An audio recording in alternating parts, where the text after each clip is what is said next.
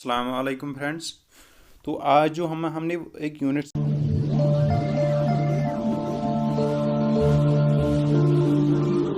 दो special concepts है। Positive potential energy क्या होता है और नेगेटिव पोटेंशियल एनर्जी क्या होता है। पॉजिटिव पोटेंशियल एनर्जी क्या होता है, मैंने पहले ही कहा कि अगर दो बॉडीज़ को हमने इनफाइनाइट डिस्टेंस पे रखा है और फिर दोनों को अगर हम पास में लाएंगे, ठीक है, दोनों को हम अगर पास में लाएंगे तो हमें वर्क डन करना पड़ेगा।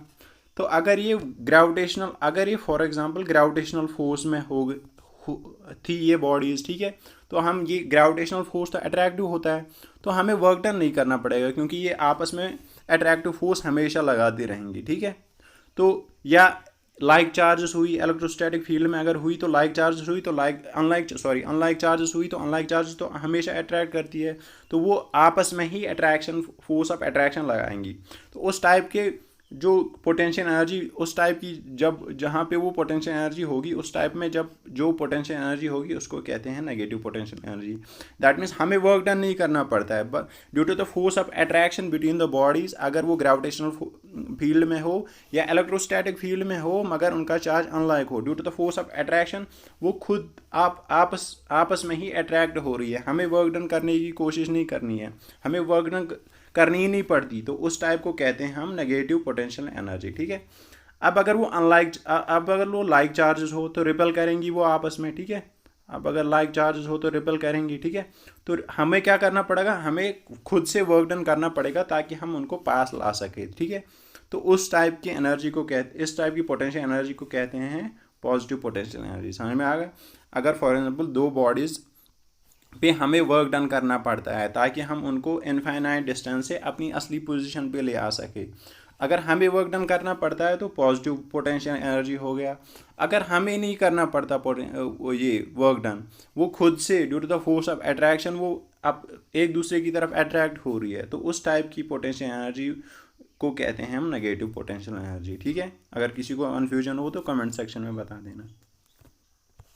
अब पोटेंशियल एनर्जी के डिफरेंट टाइप्स होते हैं, ठीक है।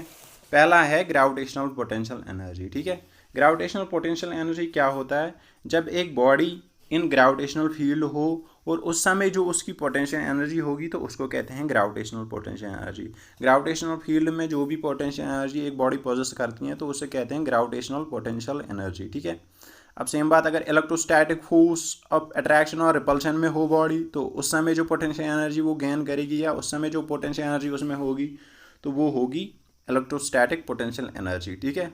अब इलास्टिक पोटेंशियल एनर्जी तीसरा क्या है, मान लो हमारे पास एक स्प्रिंग है, ठीक है, और हमने क्या किया, इस पर एक मैस अटैच किया। जब हमने मैस किया तो ये नीचे की तरफ इसको पुल करेगा, तो इसमें क्या होगा, इसमें इस वाली स्प्रिंग ये जो इलांगेट होगी तो इसकी वजह से एक फोर्स ऑफ रेस्टोरेशन इसमें जनरेट होगा, ठीक है। फोर्स ऑफ रेस्टोरेशन जो इस स्प्रिंग को अपनी असली जगह पे लाने की कोशिश करेगा, ठीक है, क्योंकि बिकॉज ऑफ इलास्टिसिटी, स्प्रिंग में क्या चीज़ होती है, इलास्टिसिटी, उस वजह से फोर्स ऑफ रेस्टोरेशन इसमें जनरेट होगा ताकि वो इस स्प्रिंग को अपनी असली जगह लाने की कोशिश करेगा, ठीक है। तो उस फोर्स ऑफ अट्रैक्शन की के अगेंस्ट में जो हमें वर्क डन करनी पड़ती है और जो स्टोर होती है बॉडी में उसको कहते हैं इलास्टिक पोटेंशियल एनर्जी, ठीक है। रेस्टोरेशन फोर्स के अगेंस्ट जो हम वर्क डन करते हैं और वो वर्क डन होती है इलास्टिक पोटेंशियल एनर्जी, क्योंकि वो बाद में स्टोर होती है एज पोटेंशियल एनर्जी, तो उसको कहते हैं इलास्टिक पोटेंशियल एनर्जी, ठीक है। ये स्प्रिंग है। अब ग्रेविटेशनल पोटेंशियल एनर्जी तो मैंने कहा है कि potential energy is that potential energy which is possessed by virtue of gravitational force और by जो potential energy by virtue of gravitational force हो या किसी भी जगह अगर ग्रेविटेशनल फोर्स की वजह से किसी बॉडी में पोटेंशियल एनर्जी आए तो उसको कहते हैं हम ग्रेविटेशनल पोटेंशियल एनर्जी, ठीक है। अब ग्रेविटेशनल पोटेंशियल एनर्जी का फॉर्मूला निकालते कैसे हैं, फॉर एग्जांपल हमारे पास एक बॉडी है और वो सरफेस ऑफ अर्थ पे लाई कर रही है, ठीक है, तो उसकी वजह से क्या होगा, ग्रेविटेशनल फोर्स इस पर लगेगा mg, वेट जितना इसका वेट होगा, वेट बराबर होता है ना mg, mass into acceleration to gravity, ठीक। तो mg लगेगा towards the centre of earth, ठीक है। तो एक बॉडी सरफेस पे है और उस पर ग्रेविटेशनल फोर्स लग रहा है mg towards the centre of earth, ठीक है। तो अब हम क्या करेंगे, अब अगर हमें इस बॉडी को लिफ्ट करना है ऊपर, अब अगर हमें इस बॉडी को लिफ्ट करना है ऊपर तो हमें कितना फोर्स लगाना पड़ेगा, बराबर mg के, तभी तो बॉडी लिफ्ट होगी। जितना फोर्स नीचे लग रहा है अगर हमें ऊपर उठानी है तो mg फोर्स लगाना पड़ेगा, उतना ही फोर्स ऊपर की तरफ लगाना पड़ेगा, तभी तो बॉडी लिफ्ट होगी। तो मान लो हमने mg फोर्स लगाया और बॉडी लिफ्ट हो गई at a height of h, ठीक है। अब हमें पता है वर्क डन किसके बराबर होता है, फोर्स इंटू डिस्टेंस, ठीक है। हमने फोर्स कितना लगाया mg और हाइट डिस्टेंस कितना हुआ h, तो वर्क डन कितना हुआ mgh, ठीक है। अब ये हमें पता है वर्क डन ही सेव होती है एज पोटेंशियल एनर्जी, ठीक है। तो इसका मतलब potential energy, gravitational potential energy का भी फॉर्मूला क्या हुआ, mgh, ठीक है। तो इसका मतलब काइनेटिक एनर्जी का फॉर्मूला हमने याद रख लिया 1/2 mv², और ग्रेविटेशनल पोटेंशियल एनर्जी और simply we can say potential energy, तो पोटेंशियल एनर्जी का फॉर्मूला होता है mgh, याद रखना है, ठीक है। दो ही चीज़ें हैं, काइनेटिक एनर्जी का फॉर्मूला 1/2 mv² और ग्रेविटेशनल पोटेंशियल एनर्जी या सिंपली पोटेंशियल एनर्जी अगर निकालनी हो तो वो निकालेंगे mgh। m क्या है, मास, g क्या है, acceleration due to gravity, g जो है एक्सेलरेशन ड्यू टू ग्रेविटी और उसकी वैल्यू होती है 9.81 मीटर पर सेकंड स्क्वायर, ठीक है। ये कांस्टेंट वैल्यू है, हर जगह यही सेम होती है, ठीक है। h तो हाइट होती है, अगर फॉर एग्जाम्पल न्यूमेरिकल वैल्यू आती है, न्यूमेरिकल आती है कोई, तो उसमें h की वैल्यू दी होगी, m मास की दी होगी, तो g तो हमें पता है, तो पोटेंशियल एनर्जी निकल सकती है, ठीक है।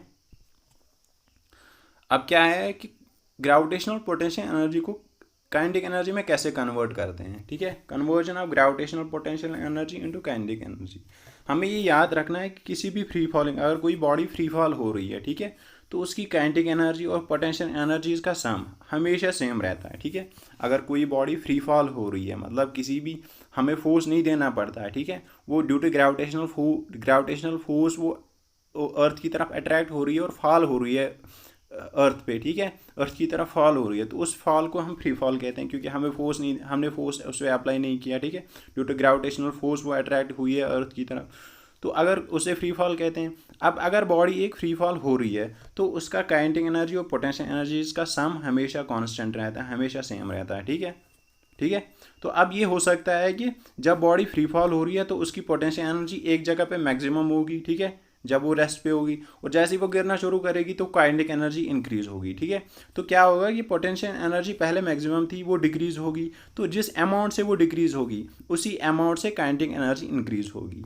यानी जिस अमाउंट से अगर पोटेंशियल एनर्जी डिक्रीज हो रही है तो जिस अमाउंट से पोटेंशियल एनर्जी डिक्रीज होगी उसी अमाउंट से काइनेटिक एनर्जी इंक्रीज होगी। उसका मतलब है कि पोटेंशियल एनर्जी चेंज होगी काइनेटिक एनर्जी में, लेकिन ज़ाया नहीं होगी। इसका मतलब है कि पोटेंशियल एनर्जी और काइनेटिक एनर्जी हमेशा सेम रहती हैं, बस वो या तो पोटेंशियल एनर्जी कम होगी उसी अमाउंट से काइनेटिक एनर्जी बढ़ेगी, या काइनेटिक एनर्जी कम होगी उसी अमाउंट से पोटेंशियल एनर्जी बढ़ेगी, लेकिन दोनों सेम है। अब हम देखेंगे डिफरेंट पॉइंट्स पे हम बॉडी को फ्री फॉल कराएंगे और उस पर हम मैथमेटिकली देखेंगे कि क्या वाकई सेम आ रहा है कि नहीं आ रहा है, ठीक है।